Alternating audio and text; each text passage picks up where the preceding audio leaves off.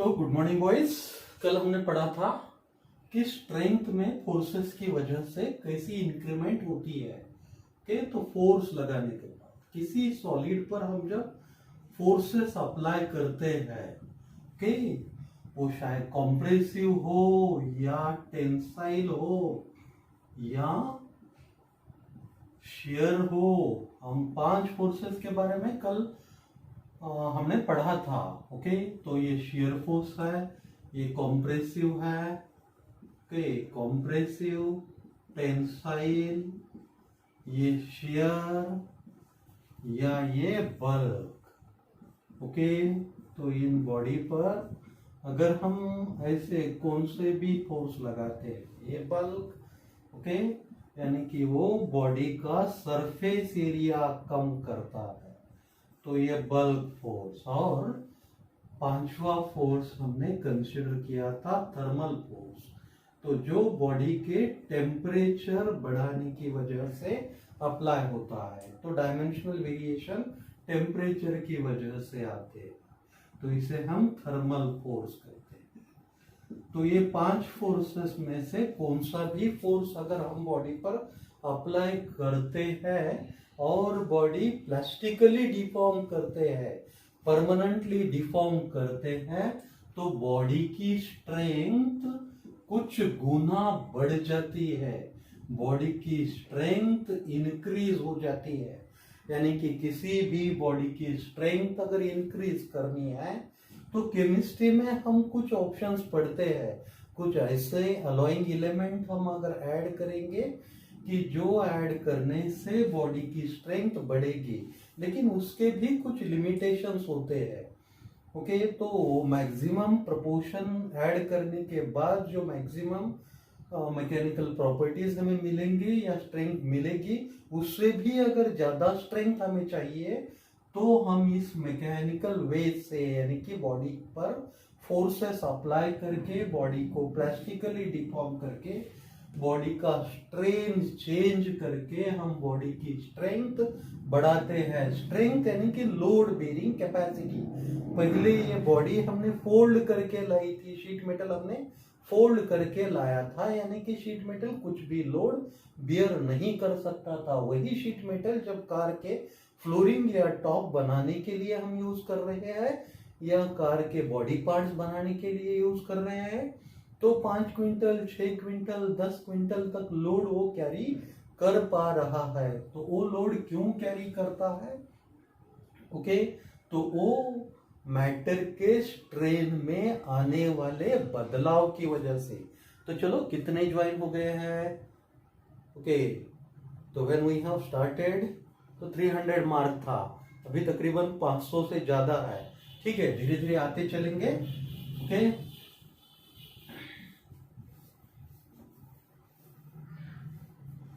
तो तकरीबन 2000 से ज्यादा स्टूडेंट एवरीडे अटेंड करते हैं। ओके, तो आने दीजिए थोड़े लोगों को, तब तक कुछ बेसिक्स और पढ़ेंगे। ओके, तो हमने इन फोर्सेस के बारे में पढ़ा। हमने 8, 9, 10th के सिलेबस में प्रेशर की डेफिनेशन पढ़ी है। प्रेशर क्या होता है? Pressure is force per unit area के, फोर्स और एरिया के रेशियो को हम प्रेशर कहते हैं। अगर ये प्रेशर वेरिएबल है, वेरिएबल यानी कि एक बॉडी पर हम कुछ प्रेशर लगा रहे हैं, वो शायद टेंसाइल नेचर का हो या कॉम्प्रेसिव नेचर का हो, तो बॉडी के डायमेंशन में कुछ बदलाव अगर नहीं आ रहे हैं, अगर समझो ये बॉडी की हाइट है कुछ 1 मीटर और ये भी 1 मीटर, कि ये फोर्सेस लगाने के बाद भी, ये 5 न्यूटन के फोर्सेस लगाने के बाद भी इस बॉडी के डायमेंशंस में कुछ वेरिएशंस, कुछ चेंजेस नहीं आ रहे हैं, तो हम इस प्रेशर को प्रेशर ही कहते हैं। लेकिन अगर हम इस लिमिट को क्रॉस करते हैं, समझो 5 न्यूटन के जगह हम 10 या 15 न्यूटन फोर्स लगाते हैं, तो ये बॉडी की लेंथ ओके टेम्पररीली बढ़ जाएगी। टेम्पररीली बढ़ जाएगी यानी कि जब तक फोर्स एग्जिस्ट रहेगा तब तक ही ये लेंथ बढ़ जाएगी। तो वैसे चेंजेस को हम इलास्टिक डिफॉर्मेशन कहेंगे। ओके, तो ये प्रॉपर्टी हमने इलास्टिक यूज किया है डे टू डे लाइफ में। तो उस इलास्टिक में जो प्रॉपर्टीज आते हैं, जब हम उसे स्ट्रेच करते हैं तो स्ट्रेच हो जाता है, और जब हम फोर्स स्ट्रेचिंग छोड़ देते हैं, उड़ना छोड़ देते हैं, तो वो फिर से अपना शेप रिगेन करता है। सिमिलरली ये मेंटल बॉडी भी अपने ओरिजिनल शेप्स रिगेन करते हैं हम फोर्सेस छोड़ देने के बाद। ओके, तो इसीलिए इस डिफॉर्मेशन को या इस चेंजेस को, इस बदलाव को हम इलास्टिक डिफॉर्मेशन कहते हैं। इस इलास्टिक डिफॉर्मेशन के फोर्सेस का भी एक लिमिट होता है। उस फोर्सेस का लिमिट हमने अगर क्रॉस कर दिया, समझो 50 न्यूटन फोर्सेस तक हमें इलास्टिक डिफॉर्मेशन मिलेगा। ओके, तो अगर हम उस इलास्टिक डिफॉर्मेशन से ज्यादा फोर्सेस लगा रहे हैं तो इस बॉडी में क्या आएगा, परमानेंट चेंज आएगा। उस परमानेंट चेंज को हम क्या बोलेंगे, प्लास्टिक डिफॉर्मेशन बोलेंगे। और ये प्लास्टिक डिफॉर्मेशन बॉडी की स्ट्रेंथ कुछ मल्टीपल्स में बढ़ाता है। यानी कि समझो ये बॉडी है, इस बॉडी पे 5 न्यूटन फोर्स लगाने के बाद भी ये बॉडी कॉम्प्रेस होती थी। अभी ये प्लास्टिक डिफॉर्मेशन होने के बाद ये 5 न्यूटन से कुछ गुना, यानी कि समझो 20 न्यूटन लगाने के बाद भी ये बॉडी कॉम्प्रेस नहीं होगी।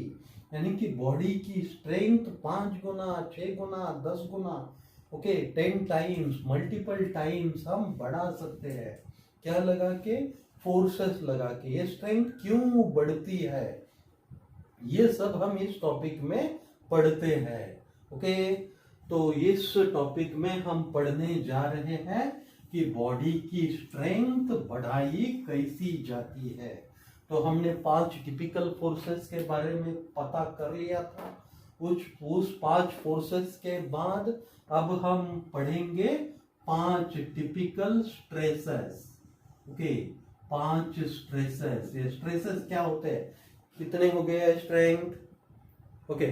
we have crossed now 1000 mark, so we can start और रूटीन लेक्चर। चलो ठीक है, 5 स्ट्रेसेस। तो स्ट्रेस और प्रेशर में फर्क क्या होता है? प्रेशर बॉडी में टेम्पररी भी बदलाव नहीं लाता है। बॉडी की अहमियत होती है, कैपेसिटी होती है। उतना ही अगर बॉडी पर लोड लगाए, बॉडी जितना लोड बियर कर सकती है उतने ही लिमिट तक अगर लोड है बॉडी पर, तो बॉडी के डायमेंशंस में कुछ बदलाव नहीं आएगा। डायमेंशन यानी कि length, width, breadth, diameter etcetera, तो उसमें कुछ भी चेंजेस नहीं होंगे। तो ऐसे फोर्सेस को हम क्या कहेंगे, प्रेशर। और उस फोर्सेस की वजह से जो हमें इफेक्ट मिलता है, तो उस इफेक्ट को हम क्या बोलेंगे, प्रेशर। तो फोर्स पर area, force per unit area. लेकिन ऐसा प्रेशर जो बॉडी के डायमेंशंस में बदलाव लाता है उसे हम क्या कहते हैं, स्ट्रेस।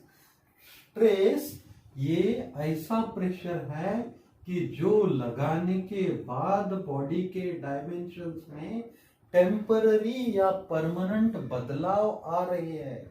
बॉडी का लेंथ या डायमीटर या विड्थ परमानेंटली या टेम्पररी बदलने वाले फोर्सेस। तो ये फोर्सेस कितने हैं, इन फोर्सेस से इतने ज्यादा है कि ये बॉडी के डायमेंशंस में टेम्पररी या परमानेंट बदलाव लाते हैं। टेम्पररी बदलाव को ही हम इलास्टिक डिफॉर्मेशन ऑफ बॉडी बोलते हैं। जो कब तक रुकेगा, कब तक रहेगा, जब तक ये फोर्सेस का एग्जिस्टेंस है तब तक जो चेंज बॉडी बियर करती है बॉडी में रहता है। वैसे चेंजेस को क्या बोलेंगे हम, वैसे चेंजेस को टेम्पररी चेंजेस यानी कि इलास्टिक लिमिट्स में होने वाले चेंजेस कहेंगे। उसके बाद क्या कहेंगे, उसके बाद के चेंजेस, ये फोर्सेस से ज्यादा अगर फोर्स लगाते हैं तो बॉडी में डायमेंशनल वेरिएशन जो आएंगे वो परमानेंट होंगे। वो फोर्सेस निकाल देने के बाद भी रुकेंगे, रहेंगे। इसलिए वैसे डिफॉर्मेशंस को, वैसे बदलाव को, वैसे चेंजेस को हम परमानेंट चेंजेस कहेंगे। तो उस परमानेंट डिफॉर्मेशन को या परमानेंट चेंजेस को ही हम क्या कहते हैं? प्लास्टिक डिफॉर्मेशन कहते हैं। तो ये प्लास्टिक और इलास्टिक डिफॉर्मेशन करने के लिए जो स्ट्रेसेस हमें चाहिए वो 5 तरह के होते हैं। तो ये 5 फोर्सेस से 5 स्ट्रेसेस बनते हैं।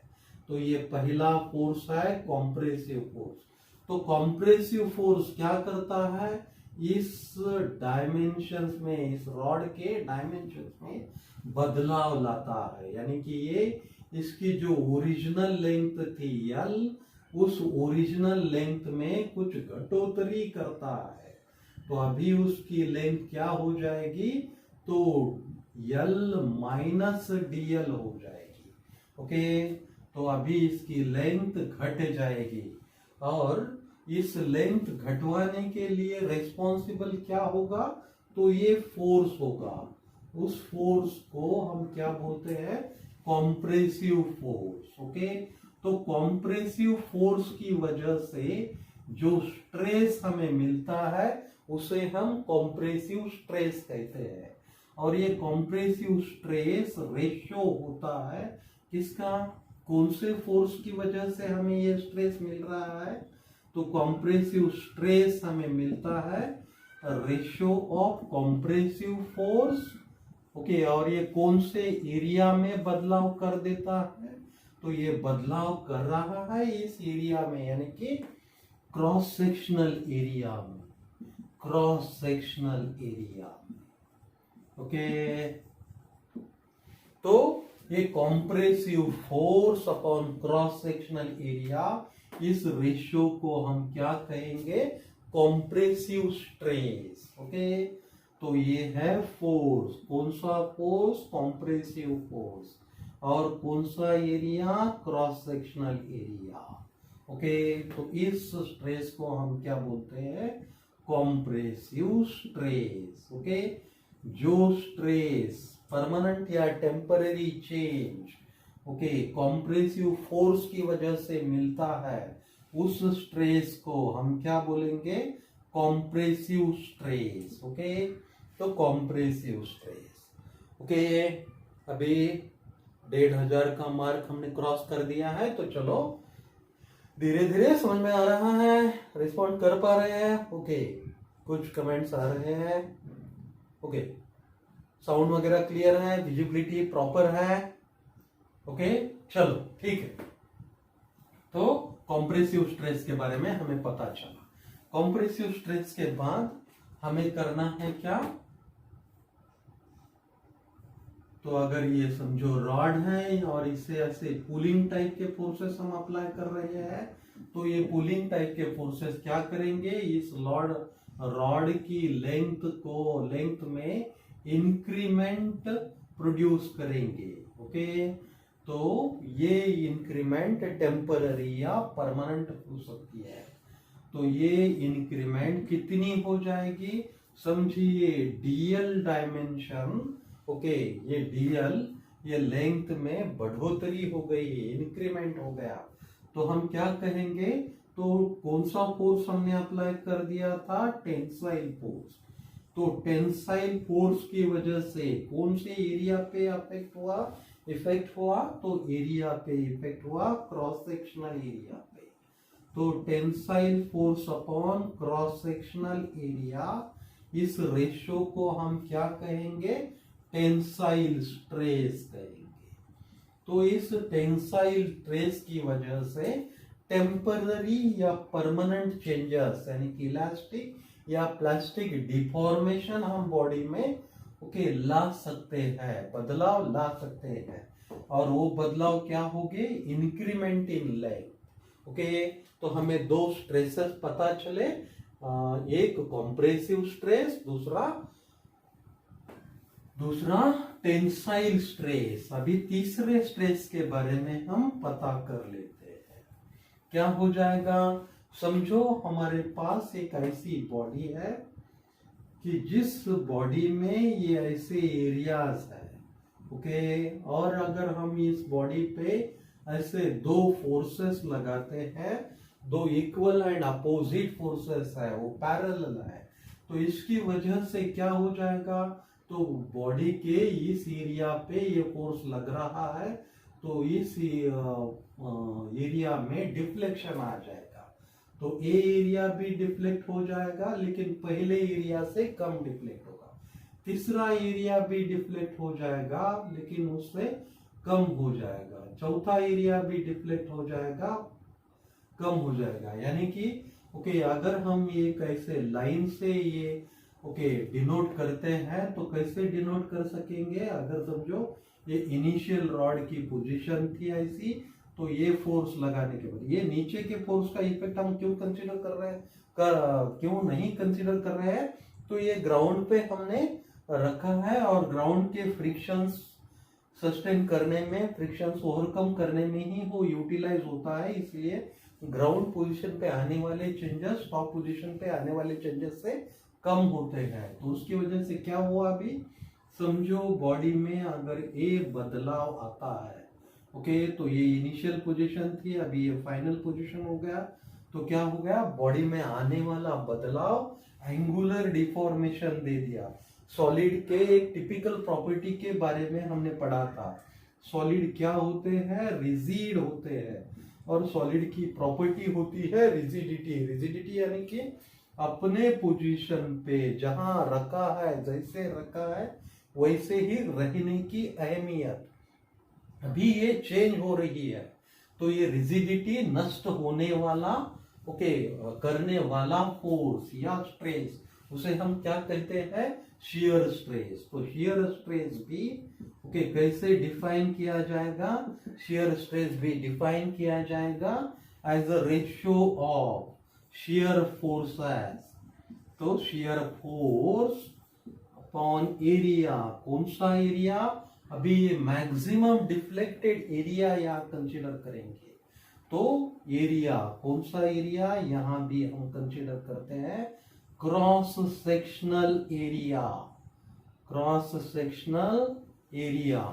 तो यहां भी हमें फाइनल फार्मूला मिलेगा एफ अपॉन ये, और ये एफ कौन सा रहेगा, शेयर, ये कौन सा रहेगा, क्रॉस सेक्शनल।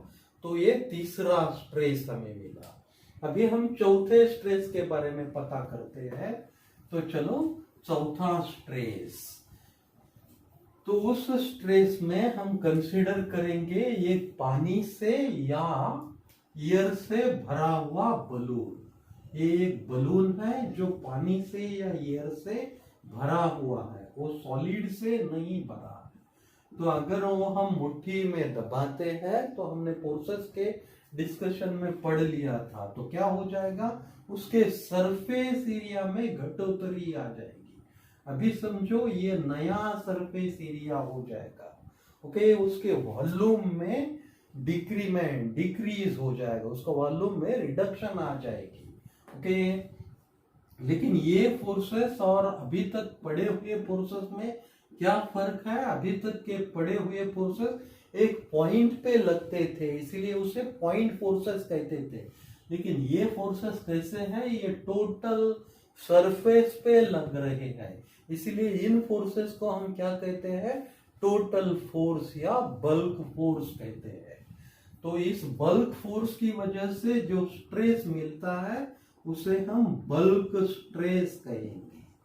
तो ये बल्क स्ट्रेस क्या होगा, ratio of bulk force and कौन सा एरिया, अभी यहां क्रॉस सेक्शनल एरिया में चेंजेस नहीं आएंगे, यहां कौन से एरिया में चेंजेस आएंगे, सरफेस एरिया, ओके। तो यहां कौन सा एरिया रहेगा, सरफेस एरिया, ओके। तो कौन सा फोर्स, बल्क फोर्स अपॉन कौन सा एरिया, सरफेस एरिया, ओके। तो इसे हम क्या बोलेंगे, बल्क स्ट्रेस, ओके। तो ये हो गया चौथा स्ट्रेस। अभी हम पांचवें स्ट्रेस के बारे में डिस्कस करेंगे कि अभी तकरीबन काफी स्ट्रेंथ हो गई है, ओके। समझ में आ रहा है सबको, कोई दिक्कतें कमेंट्स में आप कमेंट कर सकते हैं। ओके, हाँ समझ रहा है, ठीक है। ओके चलो 25-30 कमेंट्स। ओके ठीक है, वॉइस क्लियरिटी प्रॉपर है, सब कुछ प्रॉपर चल रहा है। ओके ठीक है। ओके चलो, तो अभी थोड़ा स्पीड अप कर लेते हैं। तो पांचवा स्ट्रेस रहेगा वो थर्मल स्ट्रेस रहेगा, जो किस वजह से आएगा? टेम्परेचर की वजह से आएगा। किस वजह से आएगा? टेम्परेचर की वजह से आएगा, इसीलिए उसे क्या बोलेंगे? थर्मल स्ट्रेसेस कहेंगे। उसमें भी अगर एक रॉड हम कंसिडर करते हैं और समझिए ये ऊपर का हमारे घर का फ्लोरिंग है और ये नीचे का फ्लोरिंग है, इसमें ये हम रॉड रखते हैं और इस रॉड का समझो इनिशियल टेम्परेचर 20 डिग्री सेंटीग्रेड था, यानी कि रूम टेम्परेचर के इक्विवेलेंट था। ओके, इसे हमने हीट कर दिया और ये टेम्परेचर कुछ 180 या 200 डिग्री सेंटीग्रेड बन गया। तो क्या हो जाएगा? Okay, most of the metals would expand with increase in temperature. अगर हम हीट करते हैं तो ढेर सारे मेटल्स एक्सपांड होते हैं, वैसे ए भी एक्सपांड होने की कोशिश करेगा, लेकिन इसे एक्सपांड होने के लिए कोई स्कोप नहीं है। क्यों? क्योंकि ऊपर का स्लैब और नीचे का स्लैब इसे एक्सपांड नहीं होने दे रहे हैं। इसीलिए ये नीचे के और ऊपर के स्लैब पे क्या करेगा? कुछ स्ट्रेसेस प्रोड्यूस करेगा, कुछ फोर्सेस लगाएगा। ये फोर्सेस कौन सा फोर्स होगा? तो ये थर्मल फोर्स होगा। ये थर्मल फोर्स अपॉन कौन सा एरिया? तो इसका क्रॉस सेक्शनल एरिया। ओके, और इससे हमें कौन सा स्ट्रेन मिलेगा, कौन सा स्ट्रेस मिलेगा? तो इससे मिलने वाला स्ट्रेस होगा तो टेम्परेचर के बदलाव से आने वाला स्ट्रेस, यानी कि थर्मल स्ट्रेस। तो हमने 5 स्ट्रेसेस कंसीडर किए। ये पांचों स्ट्रेसेस डिफरेंट डिफरेंट मटेरियल्स में इंपॉर्टेंट है। ये थर्मल स्ट्रेस तो ढेर सारे मटेरियल्स में इंपॉर्टेंट है। ट्विन टावर पे जो हमला हुआ था, ओके, तो वहां किस फ्लोर पे वो एयर अटैक करना है, एयर क्रैश करना है, एरोप्लेन क्रैश करना है, इनके उनके कैलकुलेशन इतने परफेक्ट थे। तो क्या हो गया? तकरीबन कुछ 17th to 18th floor, 100 floor building थी, तो 17th to 18th फ्लोर पे ये एयर क्रैश हो गया, यानी कि एरोप्लेन क्रैश हो गया।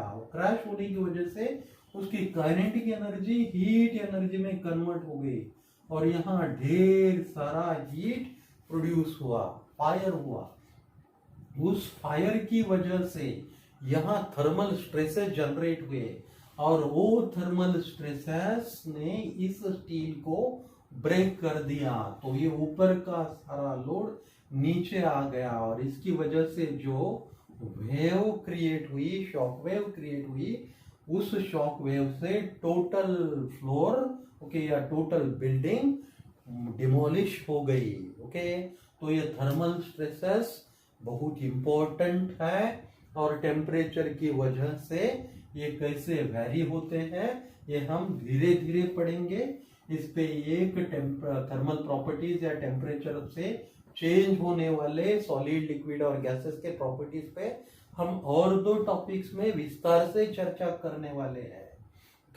तो हमें स्ट्रेसेस पता चले, 5 डिफरेंट स्ट्रेसेस। उस स्ट्रेसेस के बाद हम पढ़ते हैं स्ट्रेन्स।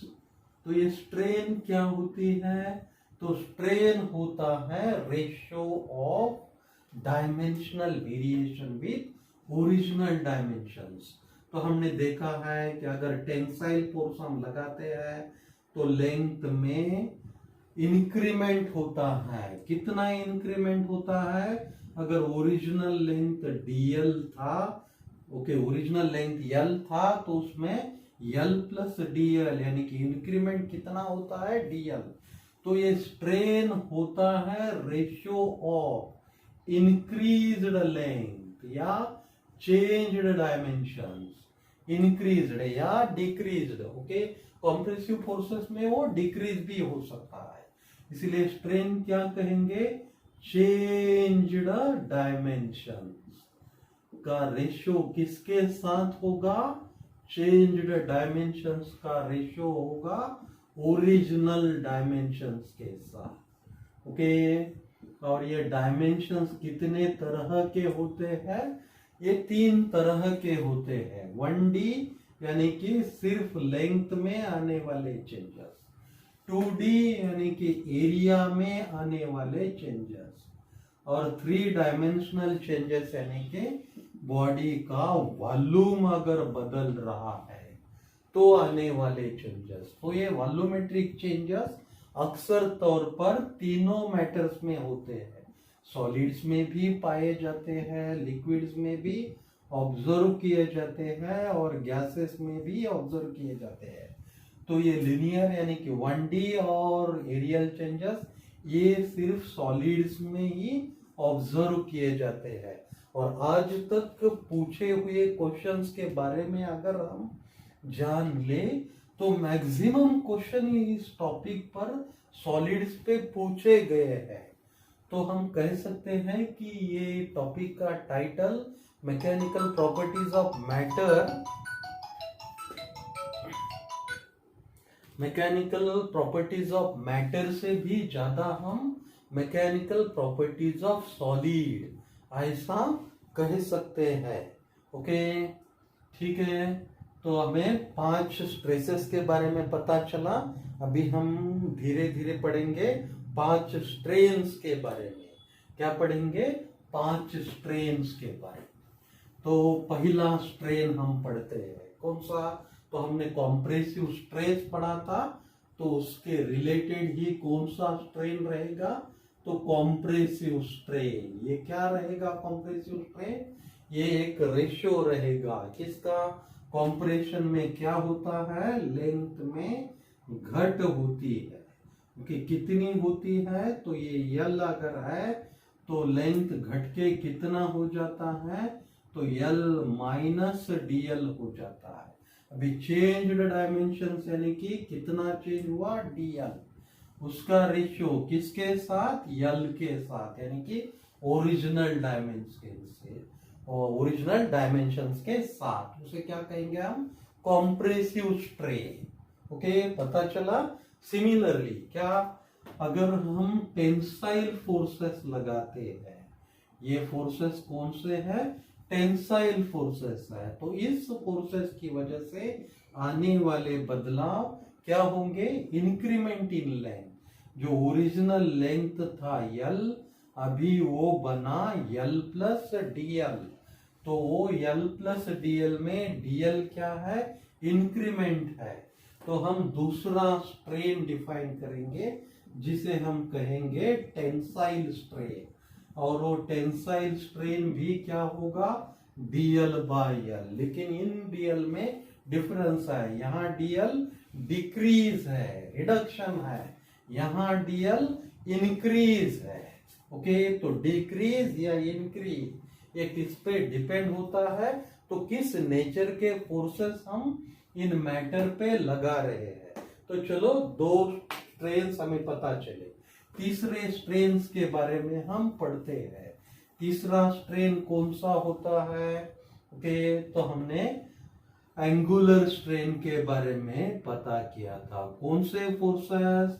तो ऐसे फोर्सेस अगर लगाते हैं हम और ये पोर्शन ग्राउंड पे रखा हुआ है तो इस फोर्स का कम से कम असर हो जाएगा और क्या हो जाएगा? तो एंगुलरली बॉडी डिफॉर्म हो जाएगी। ओके, तो ये आने वाला चेंज क्या हो जाएगा? तो ये एंगल हमें मिल रहा है कितना? ओके, तो ये एंगल मिल रहा है थीटा। ओके, तो हम यहाँ क्या कह सकते हैं? तो कौन सा चेंज हो रहा है? तो शियर स्ट्रेन में हमें एंगुलर चेंज मिलता है। ओके, सबको समझ रहा है? कोई प्रॉब्लम नहीं है? ओके, सिंस लॉन्ग बैक कोई भी कमेंट नहीं है? ओके, ठीक है, सबको सुनाई दे रहा है प्रॉपरली? Okay, no problem. चलो, तो शियर स्ट्रेन, तो शियर स्ट्रेन क्या होगा? तो शियर स्ट्रेन ये जो डिफ्लेक्टेड लेंथ है, ओके, जो ये पॉइंट यहां था ये यहां तक आ गया, कितना डिफ्लेक्शन हुआ? तो DL डिफ्लेक्शन हुआ। तो ये dl/l का रेशो यही कितना होता है, तो ये साइन थीटा के बराबर होता है, इसीलिए उसे क्या बोलेंगे, sine theta is equal to dl/l। Okay, तो यहाँ शेयर फोर्सेस की वजह से ये force two equal and opposite, लेकिन कैसे, पैरेलल फोर्सेस, ओके, जो कभी भी लीनियर नहीं है, सेंट्रल नहीं है, जो मिलते नहीं है। पहले दोनों फोर्सेस मिलने वाले थे कहीं ना कहीं, तो ये कॉम्प्रेसिव फोर्स कहाँ, तो एक लाइन पे जाके, एक पॉइंट पे जाके ये मिलता था, इसीलिए इसे हम सेंट्रल फोर्स कहते हैं, एक सेंटर पे मिलने वाला फोर्स। ये भी एक सेंटर से स्टार्ट हुआ ऐसा हम कहते हैं, ओके, इसीलिए इसे भी सेंट्रल कहते हैं। तो ये सेंट्रल भी है और एक लाइन में अप्लाई होता है, इसलिए ये लीनियर भी है। तो ये फोर्सेस सेंट्रल भी नहीं है और लीनियर भी नहीं है। ओके, तो ये बेसिक डिफरेंस हमें पता करना है। चलो चौथे स्ट्रेन के बारे में हम पता करते हैं। अभी कौन सा फोर्स रह गया या कौन सा स्ट्रेस रह गया, तो बल्क स्ट्रेस। तो बल्क स्ट्रेस की वजह से हमने देखा था क्या चेंज होता है, तो ये अगर समझो बॉल है, इस बॉल के सब बाजुओं से हमने फोर्स लगाया तो इसका वॉल्यूम चेंज हो गया। तो बल्क स्ट्रेन हमें कौन से चेंजेस देता है, तो वॉल्यूमेट्रिक डिफॉर्मेशन देता है, यानी कि ओके, यहाँ घट के नया जो वॉल्यूम हो गया वो ओरिजिनल वॉल्यूम से, अगर समझो पहला वॉल्यूम था V और बाद में वॉल्यूम हो गया V1, तो इन दोनों में का डिफरेंस यानी कि चेंज्ड डायमेंशंस क्या हो जाएंगे, dV। तो इस dV का V यानी कि ओरिजिनल डायमेंशंस के साथ रेशियो आएगा, तो बल्क स्ट्रेन। ओके, तो यहाँ दोनों जगह हो लीनियर वेरिएशन आ रहे। यहाँ शियर स्ट्रेन में एंगुलर चेंजेस या एंगुलर डिफॉर्मेशन हो रहा है, तो यहाँ जो बदलाव आ रहे हैं उसे क्या बोलेंगे, वॉल्यूम स्ट्रेन या वॉल्यूमेट्रिक स्ट्रेन। ओके, तो बल्क स्ट्रेन कैसा होता है, वॉल्यूम स्ट्रेन या वॉल्यूमेट्रिक स्ट्रेन होता है। चौथे फोर्स या चौथे स्ट्रेस के बारे में हमने पढ़ा था, तो वो क्या देता है, अगर ये बॉडी है, इस बॉडी का टेम्परेचर हमने बढ़ा दिया तो ये बॉडी एक्सपांड हो जाएगी, एक्सपांड हो जाएगी तो इसके डायमेंशंस में ओके इंक्रीमेंट हो जाएगी, यानी कि dl/l हो जाएंगे। या इस बॉडी का टेम्परेचर हमने घटा दिया तो ये बॉडी का लेंथ घट जाएगा। ओके, तो लेंथ में होने वाली इंक्रीमेंट या लेंथ में होने वाला डिक्रीमेंट ओके क्या देगा, तो ये हमें वॉल्यूम स्ट्रेन देगा। समझ रहे हो? ओके, सॉरी, ये क्या देगा हमें, तो ये लीनियर बदलाव देगा, या तो टेंसाइल बदलाव देगा या कॉम्प्रेसिव देगा। तो जब हम टेम्परेचर राइज करते हैं, temperature rise gives tensile strain. Temperature अगर बढ़ाते हैं तो लेंथ बढ़ जाएगी और प्रोड्यूस होने वाला स्ट्रेन हो जाएगा टेंसाइल स्ट्रेन। और अगर टेम्परेचर घटता है, टेम्परेचर रिड्यूस होता है, टेम्परेचर रिडक्शन हम कर लेते हैं, तो बदल जो आता है वो कैसे होगा, तो कॉम्प्रेसिव स्ट्रेन जैसे होगा, लेंथ घट जाएगी तो वो भी dl/l से दिया जाएगा। समझ रहे हो? ओके, कोई प्रॉब्लम नहीं है। तो 5 स्ट्रेन्स के बारे में हमने पता किया, तो 5 स्ट्रेन्स 5 स्ट्रेसेस। ओके, तो ये 5 स्ट्रेसेस और 5 स्ट्रेन्स इस टॉपिक में सबसे इंपॉर्टेंट रोल प्ले करते हैं, और ये टोटल टॉपिक इस 5 स्ट्रेसेस और 5 स्ट्रेन्स पर डिपेंड होता है। तो मोस्ट ऑफ द स्टूडेंट्स आज जो लेक्चर अटेंड कर रहे हैं वो नीट के है ना? ओके, तो most of the students NEET के हैं। तो आप बायोलॉजी पढ़ते हैं, आप बायोलॉजी में एक ओके, सेल बायोलॉजी का साइंटिस्ट था जिसका नाम था रॉबर्ट हुक। उसने इस टॉपिक में भी काफी योगदान दिया, जिसे हम कहते हैं हुक्स लॉ। तो ये हुक्स लॉ क्या है, ये पढ़ते हैं। ओके, तो रॉबर्ट हुक का अंडरस्टैंडिंग था हुक्स थॉट नाम से या हुक्स हाइपोथेसिस नाम से उसे हम जानते हैं। तो हाइपोथेसिस यानी कि ऐसी स्टेट कि जो रूल में तबादिल नहीं हुई, रूल में बदली नहीं। क्यों? क्योंकि वो आगे चल के हमें पता चला कि ये ओके कंसेप्ट टोटली अप्लीकेबल नहीं है, टोटली ओके एक्सेप्टेबल नहीं है। तो ये ऐसी क्या गलतियां थी? तो हुक्स का कहना था कि हर सॉलिड कैसे बना है, तो ऐसे कुछ एटम या मॉलिक्यूल से बना है, और इस एटम या मॉलिक्यूल्स में जो इंटरनल फोर्सेस रहते हैं तो वो कैसे रहेंगे? तो वो ओके एक स्प्रिंग से अटैच्ड है। ये सब ओके क्या सॉलिड्स ऐसे ये बिहेव करेंगे, समझ रहे हो? ओके, तो ये ऐसे स्प्रिंग से लगाए हुए फोर्सेस है, ऐसा हम ओके जज करेंगे। तो हुक्स को लगता था कि ये अगर स्प्रिंग से ओके कनेक्टेड है सब मॉलिक्यूल्स या एटम्स किसी भी सॉलिड के, तो इस सॉलिड पे कोई कंप्रेसिव फोर्स लगा दिया तो ये सॉलिड कंप्रेशन हो जाएगा, इसका कॉन्ट्रैक्शन हो जाएगा। लेकिन वो कॉन्ट्रैक्शन कैसा रहेगा? तो डेफिनेटली टेम्पररी रहेगा। क्यों? क्योंकि उसका कहना था, उसका ड्रीम था, उसने ऐसा एज्यूम किया था कि दो एटम्स या दो मॉलिक्यूल्स सॉलिड के कैसे कनेक्टेड है, एक स्प्रिंग फोर्स से, स्प्रिंग बॉन्ड से कनेक्टेड है। ओके, तो मैंने ये 2 डायमेंशनल स्ट्रक्चर निकाला है, आप ये 3 डायमेंशनल भी 3 डायमेंशनल में भी कंसीडर करते हैं। तो ये पीछे के मॉलिक्यूल्स रहेंगे।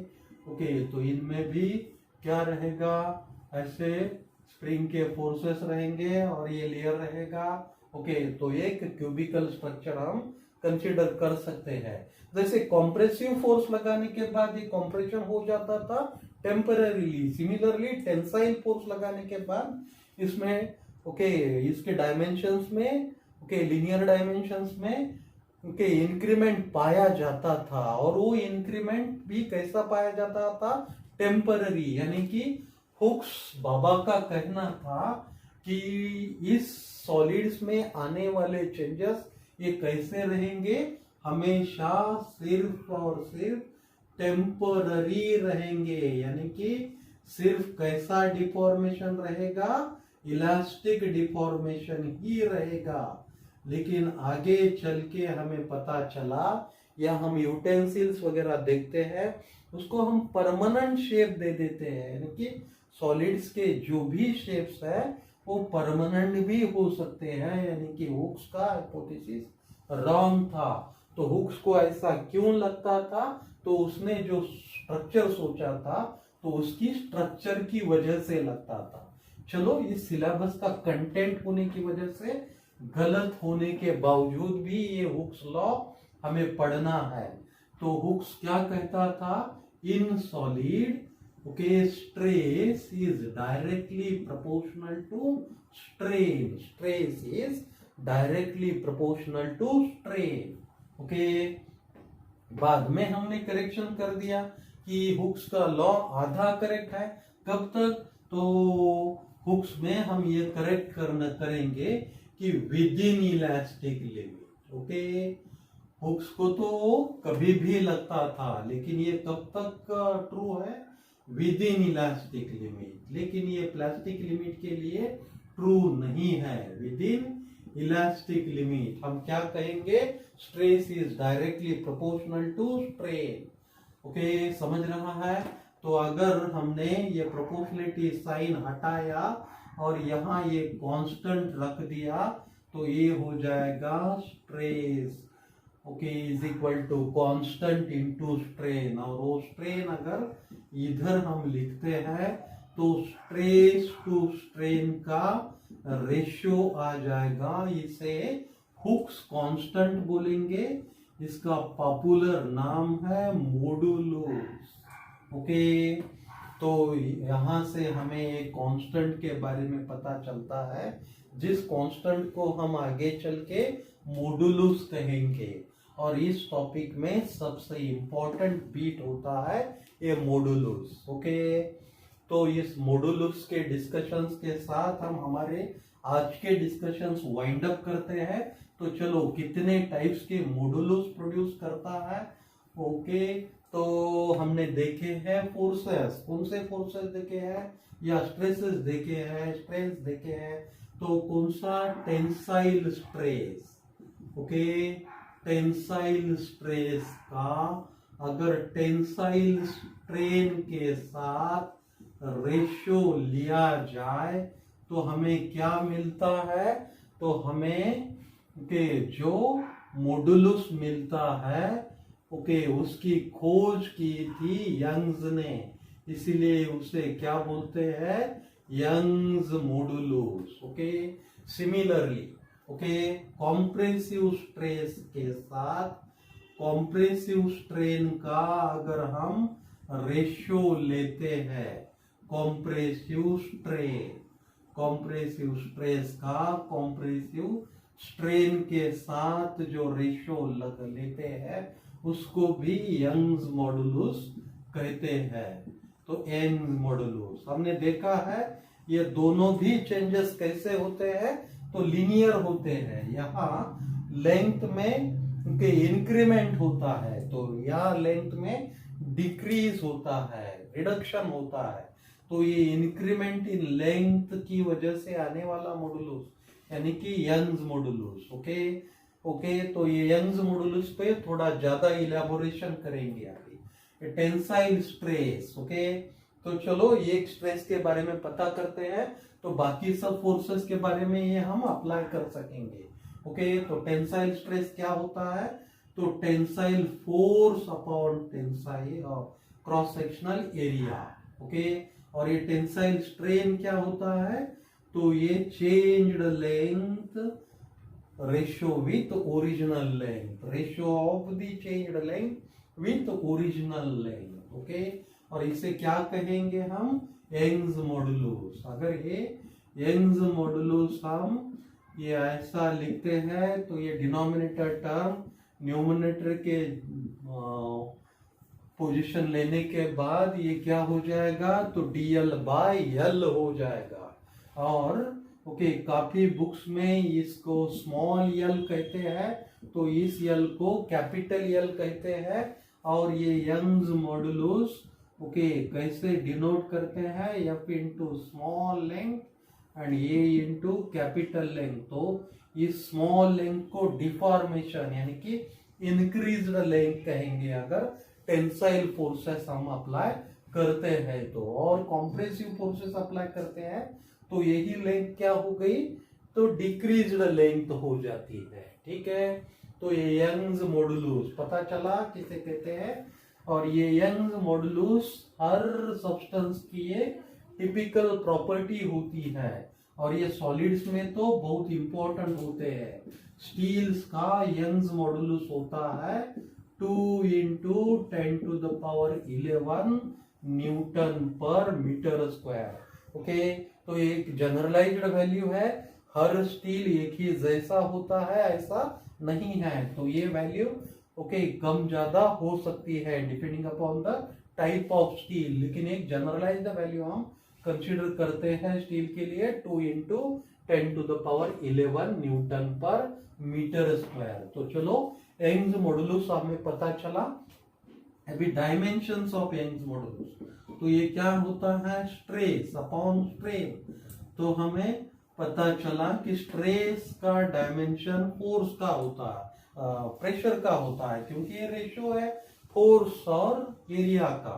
तो यहाँ dl बाय l, तो यहाँ दोनों भी मीटर मीटर, तो इसके डायमेंशंस ही नहीं आएंगे, यानी कि मॉडुलस के डायमेंशंस किसके बराबर हो जाएंगे, स्ट्रेस के बराबर हो जाएंगे। और स्ट्रेस के डायमेंशंस किसके बराबर होते हैं, किसके डायमेंशन, प्रेशर के, यानी कि इसका नॉर्मल डायमेंशन रहेगा न्यूटन पर मीटर स्क्वायर या पास्कल, उसे ही हम क्या कहते हैं, पास्कल। तो यंग्स मॉडुलस के यंग्स मॉडुलस का यूनिट डायमेंशन है तो यूनिट क्या हो जाएगा, पास्कल हो जाएगा। समझ रहे हो, जैसे हमने यंग्स मॉडुलस पढ़ा वैसे ही अभी हम कौन से स्ट्रेसेस के बारे में पता करते हैं।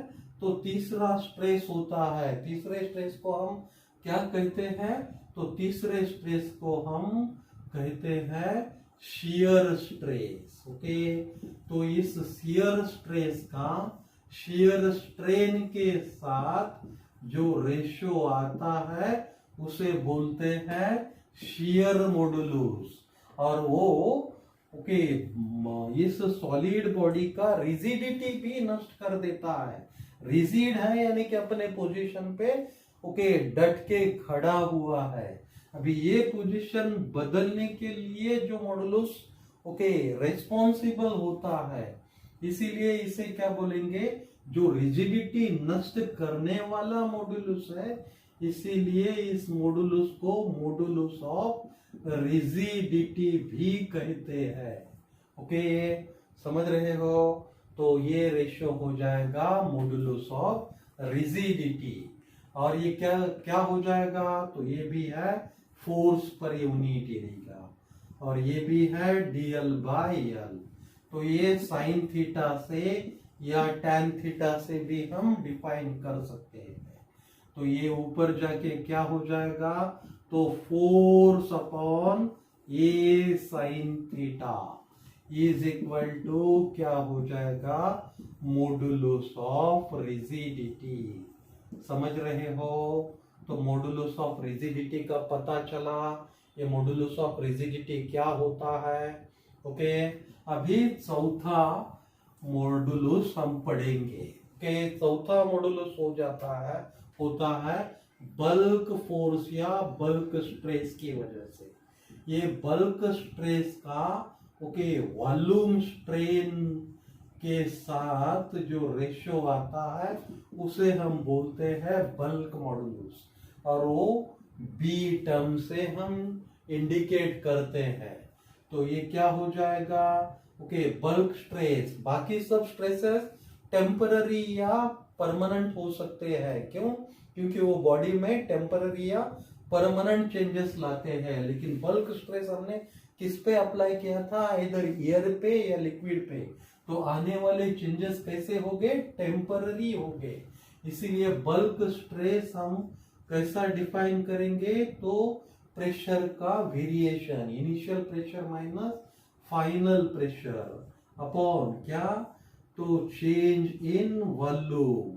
Ratio of change in volume with original volume. तो इसे हम क्या कहेंगे, बल्क मॉडुलस। ये V अगर ऊपर जाता है तो बल्क मॉडुलस का हमें फार्मूला मिलता है V dP बाय dV। और ये अगले 4 टॉपिक्स में बहुत इंपॉर्टेंट रोल प्ले करता है। Thermal properties of matter, thermodynamics, KTG में ये बल्क मॉडुलस हम अक्सर यूज करते हैं। तो सिर्फ इस टॉपिक के लिए नहीं, तो अगले 4 टॉपिक्स के लिए भी हम ये यूज करते हैं। चलो, तो आज जितना हमने किया है उस पर एक माइनर रिव्यू लेते हैं। तो हमने 5 फोर्सेस पढ़े थे, 5 स्ट्रेसेस पढ़े थे, 5 स्ट्रेन्स पढ़े थे। अभी मॉडुलस कितने पढ़े हमने, तो 3 मॉडुलस। तो कॉम्प्रेसिव और टेंसाइल स्ट्रेस की वजह से मिलने वाला मॉडुलस यानी कि यंग्स मॉडुलस। समझ रहे हो, ये कॉम्प्रेसिव फोर्स और टेंसाइल, कॉम्प्रेसिव स्ट्रेस और टेंसाइल स्ट्रेस, कॉम्प्रेसिव स्ट्रेन और टेंसाइल स्ट्रेन दोनों के लिए भी एप्लीकेबल है यंग्स मॉडुलस। दूसरा मॉडुलस होता है मॉडुलस ऑफ रिजिडिटी या शियर मॉडुलस। इस शियर मॉडुलस को ही हम क्या कहते हैं, तो मॉडुलस ऑफ रिजिडिटी।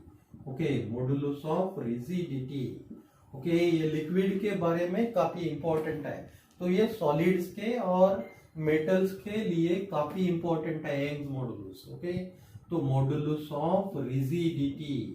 ओके, तो न्यूटन ने इस लिक्विड के प्रॉपर्टीज पर काफी स्टडी की थी।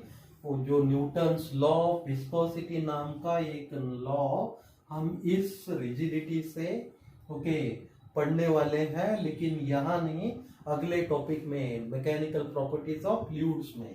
तो तीसरा हमने मॉडुलस पढ़ा था बल्क मॉडुलस। ओके, तो ये मॉडुलस परमानेंट चेंजेस बॉडी में नहीं लाता है, ये सिर्फ टेम्पररी चेंजेस लाता है। और फार्मूले हमें क्या आए थे, तो ये यंग्स मॉडुलस का फार्मूला आया था F into deformed length upon area into okay area into original length. Share modulus का फार्मूला आया था, ये ईटा टर्म से डिफाइन किया जाता है, तो इसका फार्मूला आया था F बाय एल, सॉरी ये साइन थीटा, या इसे भी हम ऐसे टर्म से डिफाइन कर सकते हैं F इंटू स्मॉल एल, यानी कि डिफ्लेक्टेड लेंथ। ओके, कितना डिफ्लेक्शन हुआ है वो लेंथ, और ये हो जाएगा A इंटू ओरिजिनल लेंथ। और ये बल्क मॉडुलस हम कैसे डिफाइन करते हैं, तो ये B या beta is equal to V dP by dV। तो चलो ये फार्मूले याद रखिए, और आज हम यहाँ रुकते हैं। तो कोई डाउट है, कोई कुछ पूछना चाहता है? हाँ चलो, कोई फर्स्ट कमेंट। ओके, हाँ, बल्क मॉडुलस किस लिए यूजफुल है? ओके, तो बल्क मॉडुलस यूजफुल होता है मैक्सिमम जहां कॉम्प्रेसिबिलिटी ज्यादा है। क्या होता है, प्रेशर में वेरिएशन या वॉल्यूम में वेरिएशन जहां ज्यादा आते हैं वहां बल्क मॉडुलस इंपॉर्टेंट होता है। तो ये यंग्स मॉडुलस इंपॉर्टेंट होता है किसके लिए? सॉलिड्स के लिए। ये यंग्स मॉडुलस इंपॉर्टेंट होता है सॉलिड्स के लिए। ओके, सॉलिड्स के लिए। तो बल्क मॉडुलस इंपॉर्टेंट होता है किसके लिए? बल्क मॉडुलस इंपॉर्टेंट होता है गैसेस के लिए, क्योंकि गैसेस सबसे ज्यादा कॉम्प्रेसिबल है। इनफाइनाइटली कॉम्प्रेस हम गैसेस को कर सकते हैं। तो ओके, जो सेकंड मॉडुलस है जिसे हम क्या कहते हैं? ओके, तो जिसे शेयर मॉडुलस या मॉडुलस ऑफ रिजिडिटी कहते हैं। ओके, तो ये इंपॉर्टेंट है लिक्विड के लिए। ओके, लेकिन ऐसा कहना नहीं है कि ये सिर्फ सॉलिड के लिए इंपॉर्टेंट है, यानी कि सिर्फ सॉलिड के लिए ही अप्लाई कर सकते हैं। तो ये लिक्विड और गैसेस के लिए भी तीनों मॉडुलस तीनों मैटर्स के लिए अप्लाई करते हैं। लेकिन जो बदलाव मैक्सिमम है, यानी कि रिलेवेंटली ये लिक्विड, ये सॉलिड के लिए, ये लिक्विड के लिए और ये गैसेस के लिए एप्लीकेबल है। लेकिन ओके, ये बल्क मॉडुलस लिक्विड के लिए भी हम गैसेस के साथ यूज करते हैं। हाँ, लेकिन ये बल्क मॉडुलस अगर हम सॉलिड्स के लिए कंसिडर करेंगे तो ये बल्क मॉडुलस में आने वाले बदलाव ओके इतने छोटे होंगे कि वो कंसिडर किए या नहीं किए तो भी उसका इफेक्ट नहीं होगा। ओके, तो इसीलिए ये सॉलिड्स, गैसेस या लिक्विड पर ओके निर्भर होता है कौन सा मॉडुलस कहाँ एप्लीकेबल है। ओके, और कमेंट? ओके, चलो। हाँ, तो न्यूमेरिकल्स कैसे आते हैं? ओके, तो न्यूमेरिकल्स काफी वैरायटी के आते हैं, उसके बारे में हम कल के लेक्चर में डिटेल में पढ़ेंगे। ओके, तो नीट, जेईई, अभी तक जितने न्यूमेरिकल्स आए हैं उन पे हम काफी विस्तार से डिस्कशंस करेंगे। अक्सर तौर पर ये क्वेश्चन अक्सर आता है। आजकल नीट के क्वेश्चन पेपर में इन पे आने वाले क्वेश्चन का स्तर काफी लो हो गया है। अभी अगर 2019 का हम नीट का पेपर देखेंगे तो वहां section A okay A type के पेपर में पहला ही क्वेश्चन था। तो क्या पूछा था? तो एक मेटल है और इस मेटल पे कोई एक फोर्स लग रहा है, ओके, या लोड लगाया है। तो वो लोड क्या था? यम। ओके, और ये लोड मेटल की या इस बॉडी की एक साइड फिक्स्ड है, तो ये लोड क्या करेगा, एक फोर्स में कन्वर्ट हो जाएगा, जिसे हम क्या बोलेंगे, ओके, वेट फोर्स mg। तो उसकी वजह से आने वाला स्ट्रेस पूछा था, तो क्या था, ये ओरिजिनल लेंथ था।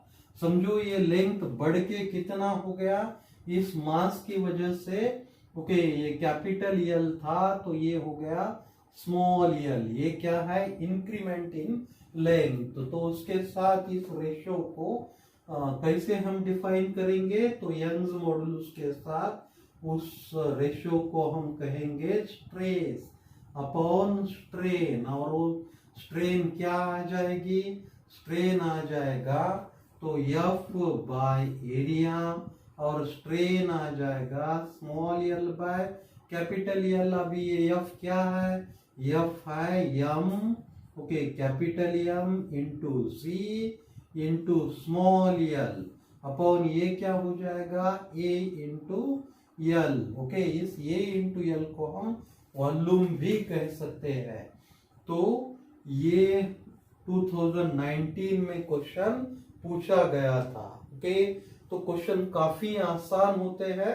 तो यम फोर्स लगा, यम लोड लगाने के बाद इस मटेरियल में क्या वेरिएशन आते हैं। ओके, तो धीरे धीरे हम टोटल एग्जामिनेशन के क्वेश्चंस डिस्कस करेंगे। तो चलो आज यहाँ रुकते हैं। Good day.